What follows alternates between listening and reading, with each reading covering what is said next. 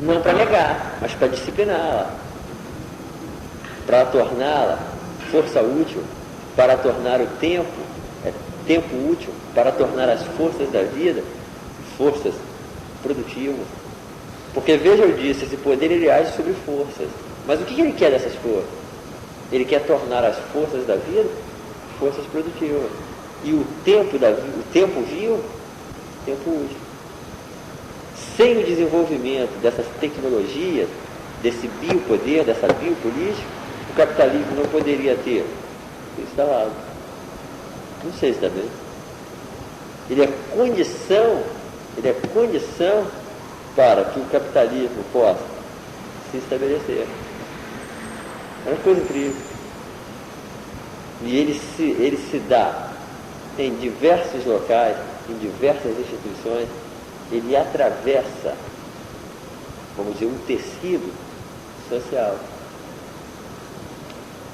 Hoje estava, se vocês verem o jornal quando chegar em casa, provavelmente vão repetir isso, porque foi comemorado ontem, é a primeira turma, num programa que foi desenvolvido aí, Criança Cidadã, não sei se vocês ouviram falar disso, que é um programa que está envolvendo o Exército, a Prefeitura, uma série de instituições, de aparelhos do Estado, e também, provavelmente, civis, que visa, um trabalho sobre as crianças de rua. Então houve uma comemoração ontem, porque foi a primeira turma que foi, digamos, o primeiro produto desse trabalho, e que se deu, parece que no Forte. Esse trabalho estava sendo desenvolvido aqui no Rio, num desses fortes aí do Exército. Então a festa foi até lá. E foram convidadas várias autoridades públicas, não só civis e militares, mas religiosas. Aí teve a palavra o cardeal do Rio de Janeiro. E a primeira palavra que ele falou ao tecer os elogios sobre o programa foi disciplina. Ele disse que esse programa merece todo o apoio e que ele é altamente positivo porque as crianças estão vivendo num ambiente disciplinar. E em seguida falou o comandante do leste, do Rio de Janeiro. E ele disse que é a primeira turma e que já está preparada para o mercado de trabalho, que agora vamos esperar o mercado absorver essa turma para que venha uma segunda turma. Olha essa coisa incrível. É todo um trabalho positivo, vai se produzir um corpo apto, um corpo útil. As disciplinas são altamente positivas, mas elas amarram a vida e o corpo em efeitos de poder que o corpo sente incessantemente, agindo sobre ele. A Marguerite Duras, num texto muito bonito que ela escreveu, eu não me lembro o nome do livro, tá? Depois eu vou ver e eu falo para vocês. É um livro que tem uma série de ensaios, não é um romance. Ela escreveu uma série de ensaios e tem esse texto. E ela fala de uma experiência que se fez na França, alguns anos atrás, não é muito antiga, é recente essa experiência, que era uma experiência que visava dar abrigo e uma sopa a esses homens, os clochards, como eles, os franceses, eles têm esse termo, clochard, são esses homens que andam pela rua como a gente. No Rio de Janeiro teria que abrir milhares de instituições dessas, milhares de casas, para pegar esses homens. E o inverno na Europa é muito rigoroso, no inverno eles sofrem muito, morrem muito. Então a visada desse programa era isso, era sobretudo o pernoite e um prato de sopa. E esse programa deveria ser, o que o bom senso espera? Um tremendo sucesso. Foi um tremendo fracasso. Foi um tremendo fracasso. Porque ela disse que progressivamente começou a haver um êxodo, uma procura cada vez menor por esses locais. É surpreendente, porque os corpos estão expostos ao frio, estão expostos à fome. Ora, se aparece um local que lhes dá abrigo e comida gratuitamente, por que eles não vão? E ela diz, sabe por quê? Porque um dos regulamentos é que na entrada tinha que se deixar qualquer bebida alcoólica. Olha que coisa incrível. E ela diz que o clochard prefere o frio e a fome, mas não se separar do álcool. Está entendendo? Porque ali, entrar naquela instituição, ora, sim, vai ganhar uma comidinha e vai ganhar um leitinho, mas o corpo vai ser trespassado por todo um regulamento, por toda uma tecnologia disciplinar. Olha que coisa incrível. E eles começam a fugir. Porque ali não há como escapar. Não sei se está vendo. Veja como é claro essa palavra disciplina, como ela é muito mais integrante do nosso cotidiano do que lei. É exatamente isso que ficou tá dizendo, nós somos sociedade da norma e não da lei. Nós não passamos, olha, é quase que, parece exagero, mas o exagero, se há, não é do pensador, é das próprias sociedades. Não há quase que um local onde nós introduzamos a nossa vida na sociedade moderna que não haja um regulamento. Até no elevador. Nós somos atravessados o tempo todo por regulamento. Não sei também.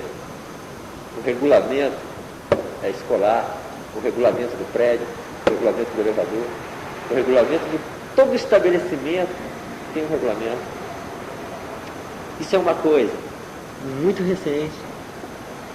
No mundo feudal, os homens desconheciam isso. Havia a lei do soberano, havia os decretos do soberano, não sei se está bem, mas os regulamentos que invadem o campo social, presta atenção, o regulamento, ele não se origina de um determinado aparelho, de uma determinada instituição. Não é o Estado.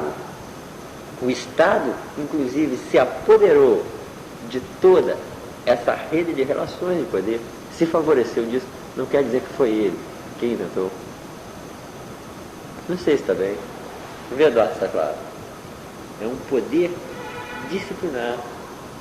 Mas o que é surpreendente sem falar em um poder disciplinar é isso, que é um poder que ele age nas forças, ele age nos corpos, ele age na vida. É aí que ele age. Não sei se está bem.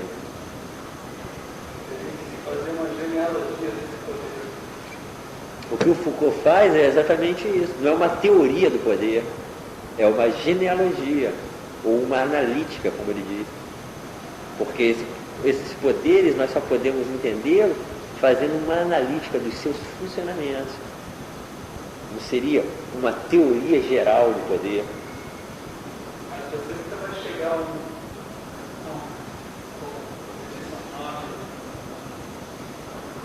soberano. Não. O que você encontra são essas relações.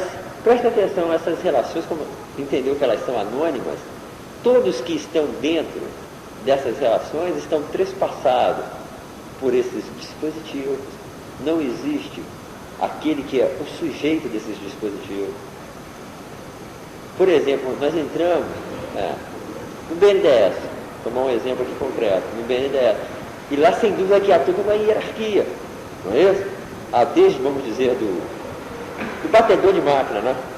Ao diretor-presidente, é assim que lá, presidente, até o presidente. Então, se nós tomássemos um modelo ingênuo de pensar, nós pensaríamos que esse presidente detém um poder e que ele exerce esse poder sobre os que lhe são subordinados. Sem dúvida que o presidente tem uma posição estratégica, em que ele exerce o poder sobre uma série de indivíduos, mas ele está dentro de um diagrama de forças. Ele não exerce o poder sem que um poder também se exerça sobre ele. O poder se exerce. Não é alguém que exerce, é o poder que se exerce. Todos aqueles que estão ali estão atravessados.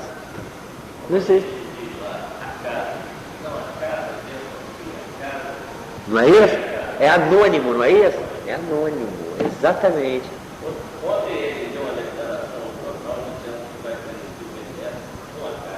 É anônimo. É uma série de relações. Não sei se também, que atravessa em todos. O Foucault dá como exemplo, que é muito feliz esse exemplo, o vigilante do panóptico. Ele diz, o vigilante está ali vigiando os indivíduos. Ele está exercendo um poder que, inclusive, ele tem consciência desse poder que ele está exercendo. Todo aquele que, numa determinada posição, exerce um poder, tem consciência. Não pensa que o porteiro não tem consciência do poder. Você vê que ele se sente o máximo quando ele pede que alguém se identifique, que ele diz, um minuto que eu vou interfonar. Ele sabe que está exercendo um poder. Ele sente isso, não precisa que ninguém diga para ele. Mas o que ele não sabe é o efeito global do poder, que ele também está fixado, que ele está atravessado por relações de poder, porque ele também não pode sair dali. Ele também está sendo vigiado pelo condomínio, pelo síndico. Ele está sendo avaliado. Não sei se também. É um poder que... Quem é o sujeito do poder? Não há. Ele é anônimo. São relações de poder. Por isso que é um poder muito mais difícil até de nós enfrentarmos. Não é? Por isso que você tem que pensá-lo na estratégia. Adianta, olha só, preste atenção, digamos que se eles tivessem esse poder, não sei se tem, eu acho que nem tem, mas se os funcionários do BNDES resolvessem, num ato, vamos dizer, de consenso, eles não suportam mais o presidente e resolvem tirá-lo. Não vai mudar nada. Não vai mudar nada. Outro subirá e aquelas relações continuam. Está entendendo? Não é um sujeito quem produz aquilo. São relações que passam pelos corpos. Não sei se está bem. Está claro, Paulo Augusto? Aquilo se exerce. É o que o Foucault diz, nós temos que pensar o poder como um exercício, não como alguma coisa que alguém detém. Porque, olha, no extremo, você vê que o porteiro, pelos próprios regulamentos da casa, como ele diz, ele tem um poder até sobre o presidente, porque ele pode exigir ao presidente que se identifique. Aonde o senhor vai? Quem é o senhor? Não é isso? É? Olha só. Como é que a gente entende as coisas? Exatamente. Você estudar. É um exercício de poder. Ele funciona. Aquilo funciona. Aquilo é um exercício. E todos que estão dentro dessas relações, que é o que Foucault chama de diagrama, que é exatamente a relação, a apresentação da relação de todas as forças, estão atravessados pelo poder. Por isso que o poder não é alguma coisa que alguém detém e que outros, um pequeno grupo detém e outros não têm. É claro que há nessas relações posições estratégicas, sem dúvida. Não sei se está bem. Vê, Eduardo, está claro.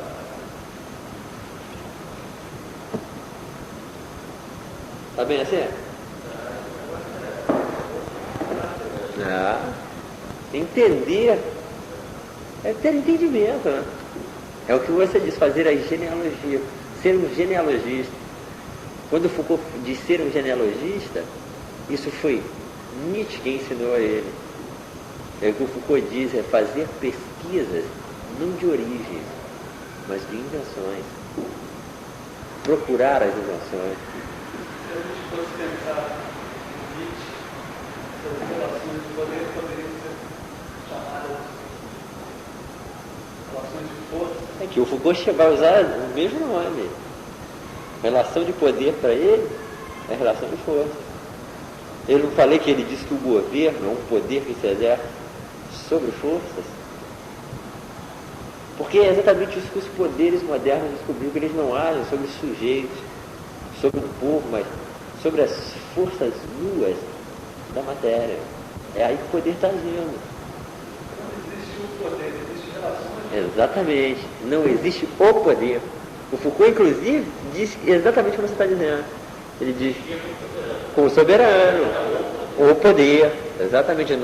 No mundo feudal, nós sabíamos onde estava o poder.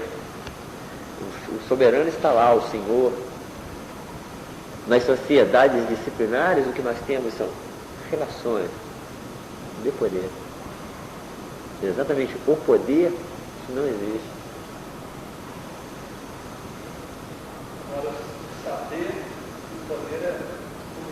Vamos juntos.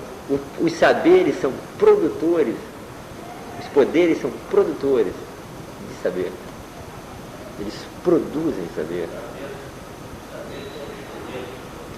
Produtos, positividade, são os famosos arquivos.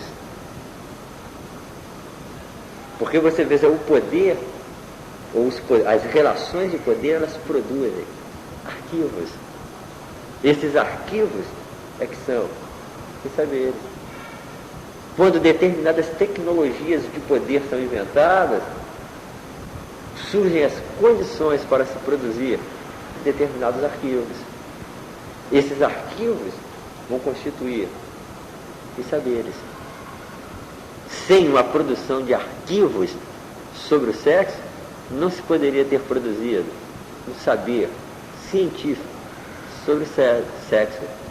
Essas produções, elas implicaram relações de poder que o Foucault aponta a confissão como sendo fundamental, que é uma tecnologia de poder inventada pela Igreja. Olha que coisa incrível. Então, as relações de poder, elas precedem o saber. Elas precedem o saber, né?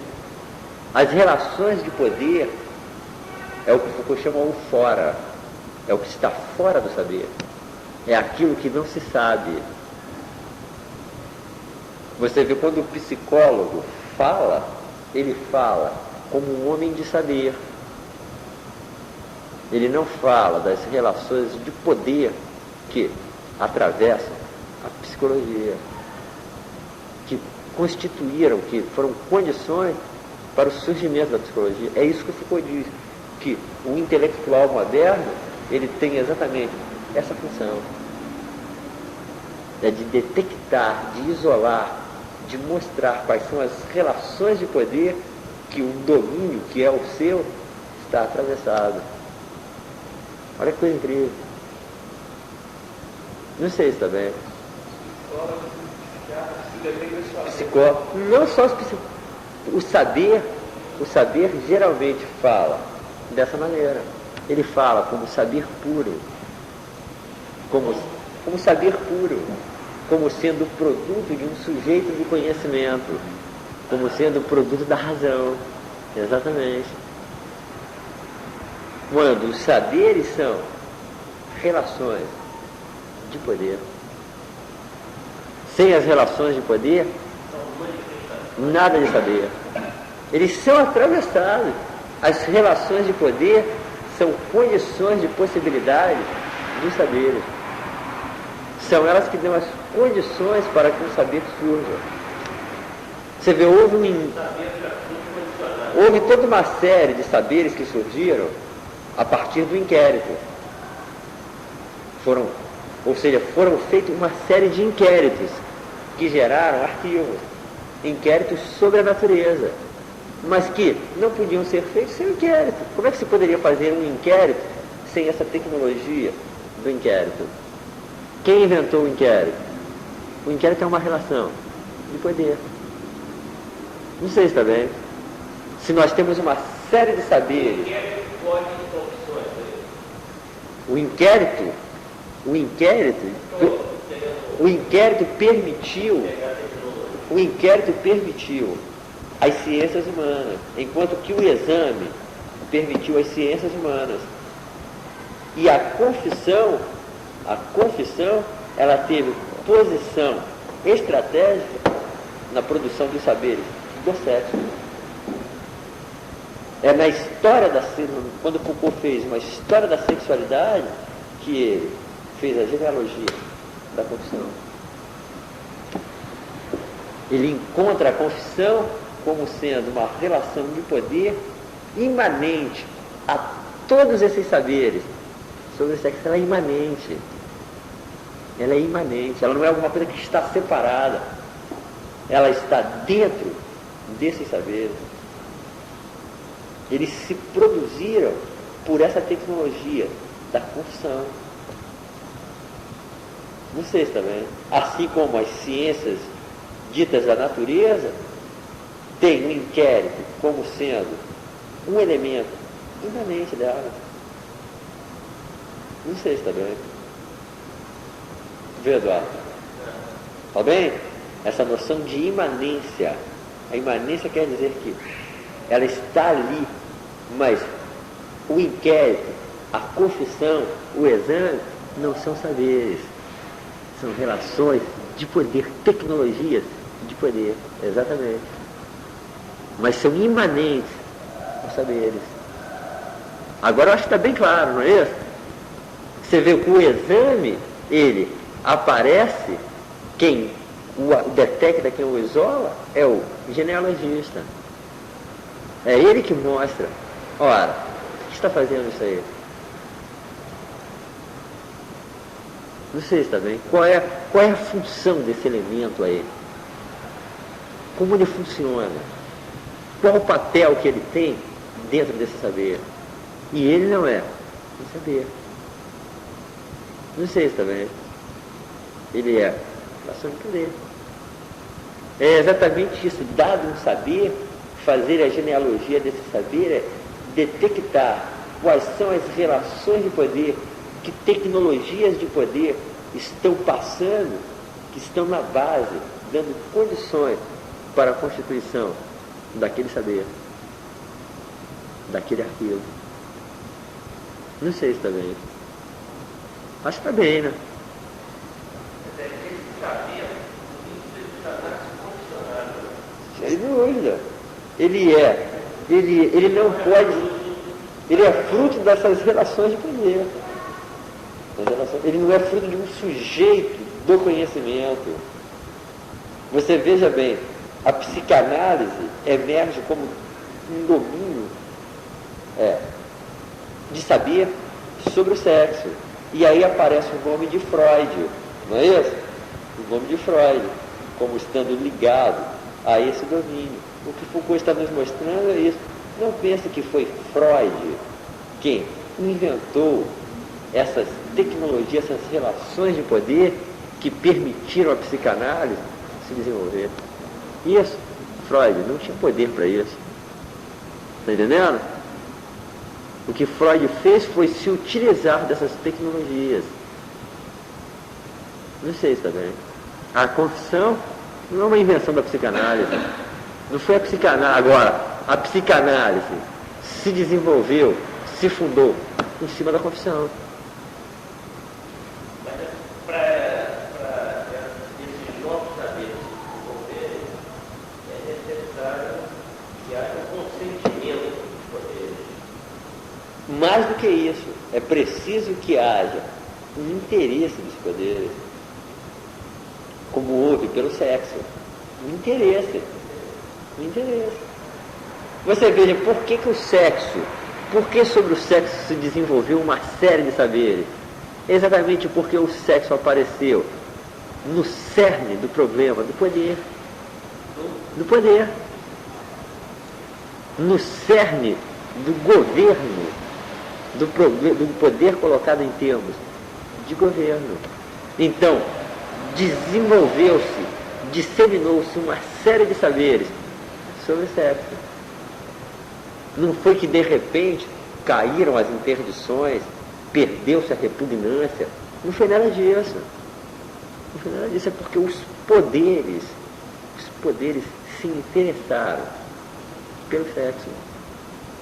Houve uma incitação, uma vontade de saber sobre o sexo. É isso. Não sei se está bem. Está bem, Eduardo?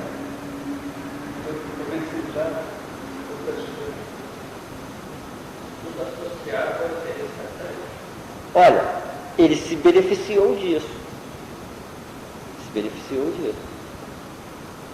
Sem essas tecnologias, sem essa disciplinarização, sem esse processo de individuação que os poderes produziam, o capitalismo. Exatamente. Ele não teria encontrado as condições favoráveis para a sua instalação como ele se deu. Agora, permite fazer a obra dele na época que ele fez, só ele fazendo uma genealogia, ele fez essas relações de poder, para ele poder produzir o saber dele. mas aí, será que o que Nietzsche produziu foi um saber? Você está entendendo? Você vê que quando você encontra um pensamento como o de Nietzsche, um pensamento como o de Foucault, você vê que é exatamente um ataque que você vê muito comum, é exatamente não terem a marca da racionalidade. Você vai encontrar muito esse tipo de ataque, que eles não são racionais. Não criaram uma teoria porque eles estão fora desses modelos racionais. É assim que geralmente a crítica negativa se dirige a eles. Aquilo não seria a genealogia. Tá ligado? Porque a questão deles é o poder. Mas essa questão que você fez, será que o que Nietzsche produzia um saber? É uma questão tua ou... Não, uma questão pertinente. Pertinente. Mas saber aí você está colocando como algo entendido como uma teoria. Então. O saber seria um conjunto de discursos, um arquivo na forma racional sobre um determinado objeto.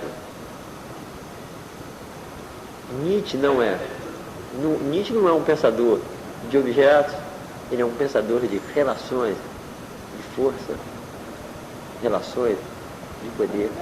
O que Nietzsche está pensando não é saber. Pelo saber você não pode chegar Não. Seria saber. Não. Nós temos que distinguir pensamento de saber, né?